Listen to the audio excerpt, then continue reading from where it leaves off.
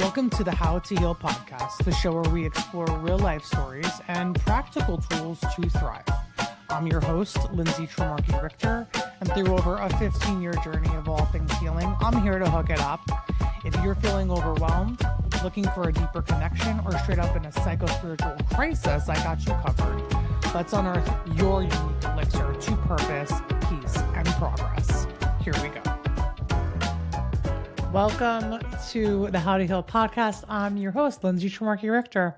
And today we're talking about something fun because I feel like it's been a little heavy or in the weeds, and I want us to I want this to be a breath of fresh air. And I want this not only to be a learning of like, okay, yeah, I could take that and work on that, but also like, let's have a little bit of fun with this. And when I think about fun, I think about friends. And there's nothing better than being with somebody that knows you, somebody that sees you, appreciates you, loves you, and just being silly and laughing together and expressing your quirks in ways that are totally acceptable and weird and fun, and like feeling seen and held and loved. And as we get older, it gets hard to commit to being social and having meaningful friendships because things get in the way, kids get in the way, career gets in the way, being married, having a partner, wanting to spend all your time with your partner, that also is a thing. And we fall into, okay, well, the kids have friends whose parents we just hang out with by default. And we stop intentionally building relationships that are aligned with our higher goals, our inner worlds, and we start socializing by default. And I just literally this morning reached out to all three of my best friends. Like, can you talk? Luckily, I have a best friend that lives here on Long Island with me, but we both have 2 kids and it's crazy. And my other best friend lives in South Africa, and my other best friend lives in Seattle, Washington. So I have 2 different friends that are in different time zones. And it's just like so important to have the space to be held, and not only held, but just be in that space where you can laugh your ass off, feeling seen, appreciated, understood, being able to be silly and quirky, and just have that background of experiences that are just like, we can laugh about the craziness of where our lives have taken us till now.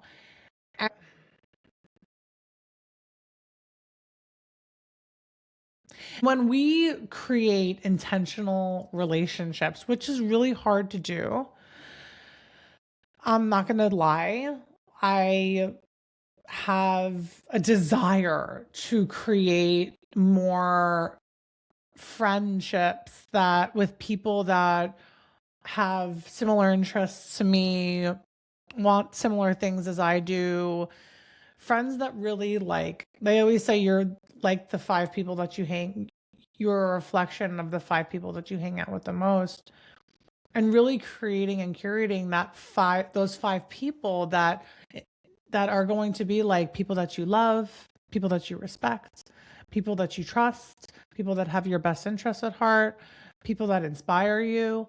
I mean, these are the types of people that I want in my life. I was listening today to something first of all, there's a lot of stuff online right now about fake friends versus, real friends. And I started my podcast a year ago and have been posting consistently. And there's a lot of chatter on Instagram and online about friends that don't like your stuff and that don't support you. And I just want to sort of give you a different perspective on that, because I think if I were to really look at and count everything that my friends like, and that, I'm doing what I'm doing. Am I going and, on LinkedIn and seeing my friends and support and being their cheerleader? No, that's a full-time job. I'm not looking to base my life and credibility and loyalty on social media. So I just want to nix that thought. And I really want to get to the core of, yeah, my friends like my stuff sometimes. They comment on it sometimes. They'll show their face in my stories. You don't need to judge if someone is your friend or they're not your friend based on how they're interacting with your social media. I think it's too specific for the person. If someone's watching your stories and they're not your friend. And it's not because of the way they're acting on social media, it's because they're not your friends. So I just want to take some pressure off there and saying that if you are an entrepreneur who is really moving forward with your new brand, your new concept, all these things, and your friends are not really showing up on social to support you, that doesn't mean they're not your friends, okay? It means they have a life outside of what you're doing. And you have to be a big girl and stand up. There's going to be crickets. There's going to be crickets for some time. And that's okay, because my friend answers the phone when I call. And if I want to talk about what's going on, we can talk about it. But I can't expect them to understand everything that's going on in my life as a new entrepreneur, as someone going into a new business venture, as someone changing their career in my 40s or whatever, how old you are, because they haven't done it. But that doesn't discount the fact that we have all these amazing experiences together, the fact that they've been loyal through really hard times, the fact that we have like super solid foundational memories that we can laugh and chill and be seen and not have to be performative in any which way. So please just take this whole social media movement of, oh, if they don't like it, if they're watching your stories and not responding, like, I get complacent on social media, as I'm sure you do as well. So let's get that out of our mind, and we can just honestly say we know who our friends are and who our friends aren't. That's what this work is about on my podcast. Is really paying attention to how I feel around certain people, the energy that's coming up inside of me. That's why it's important to work on your energy so that you can tell when something external is affecting your internal world.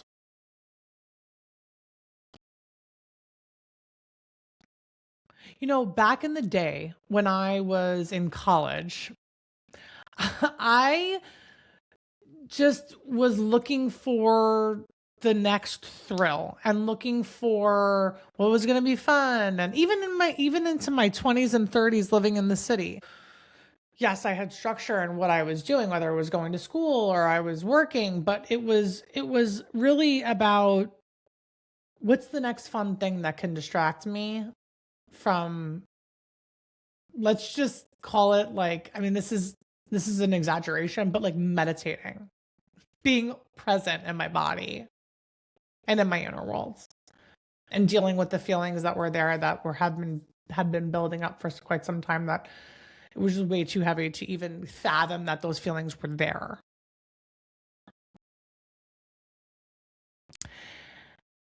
It was hard to give up certain addictive behaviors or certain people in my life that were negative. And it was an inner struggle that caused sometimes the wrong type of people to gravitate around me. And what I did was just, I turned to drinking. I turned to going out with people that weren't like, I turned to going out and engaging in nightlife that wasn't meaningful, that was just superficial. I turned to substance. I turned to overeating, all the things that just were not working for me. And what I ended up choosing was women and circles of women who really were focused on having more meaningful conversations about more substantive topics, more life generating topics, more honest topics. It didn't have to be a whole cry fest. I know sometimes, like, I remember I met this woman who went to a workshop for like a 3-day workshop from this really like influential fitness teacher.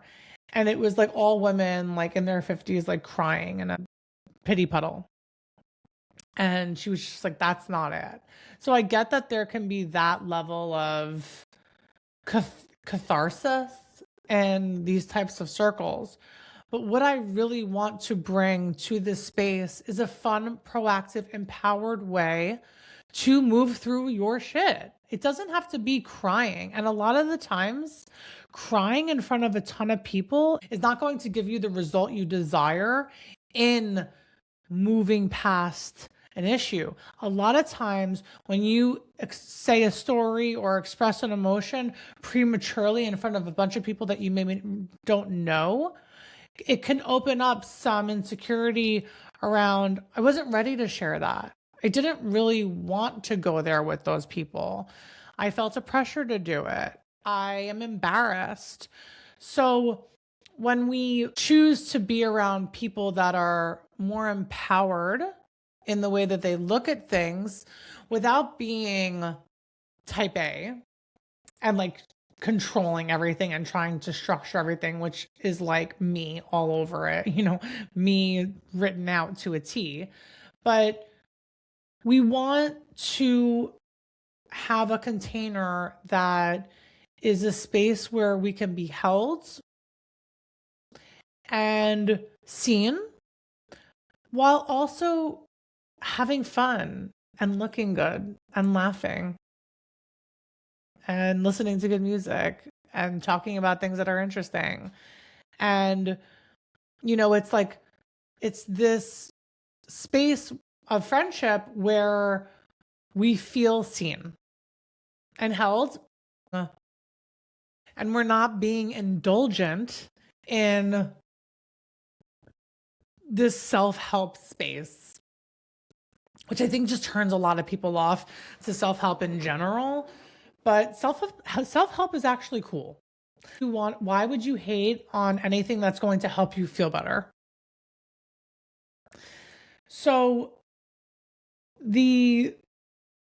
what I realized is that I wanted to be one of these women who was taking the lead, who was teaching, who was discussing these topics and principles, who was holding the space, who was leading by example. And that's why I started this podcast.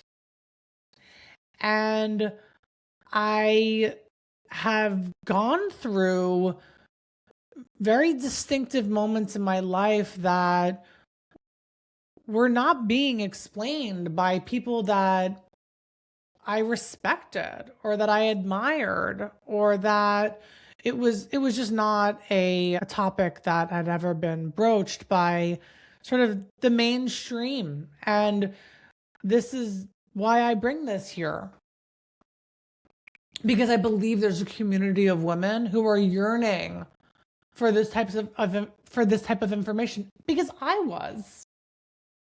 And I'm just like, I don't want to say I'm a basic bitch, but I've been called it in the past. So, I'm just like a mainstream, Z100 type chick. I like pop music. I also like Radiohead and Bjork. Like I know that women need to hear this, is why I'm speaking out from my heart here in this space, to create a container for women who want community, for people to understand them, to be held, to laugh, to have fun, to look good, to feel good, to party in responsible ways, and to express creativity, because that's what partying is being creative.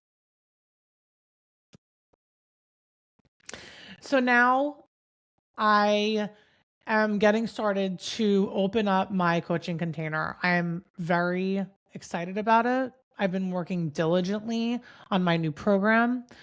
My initial program was helping women build careers they love.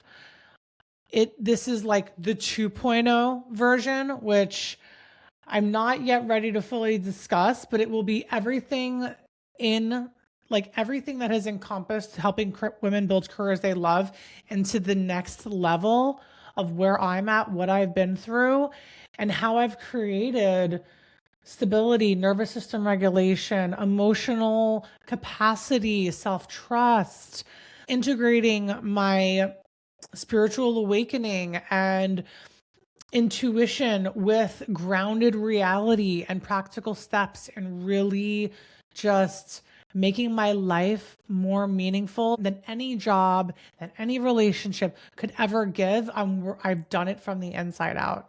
So I'm excited to create community with women who have the same goals, who are looking to learn the same things, who want to have these conversations. And I have big dreams for myself, and I know you do too. But I hope that when we talk about friendship and we talk about community and we talk about belonging, that you're thinking about what you really want for your future. And yes, of course, you want to hang out with your OG friends who have been through the thick and thin and who know you inside and out. And I'm not suggesting to downplay those friendships, but I am suggesting to step into intentional spaces of building sustainable, healthy, inspirational futures, not only for you, but for you to be a better mom and a better partner and a more interesting person in general. We need that type of creative inspiration, and it is available to us if we define those parameters and put in the work. So I love you, and I will see you next week.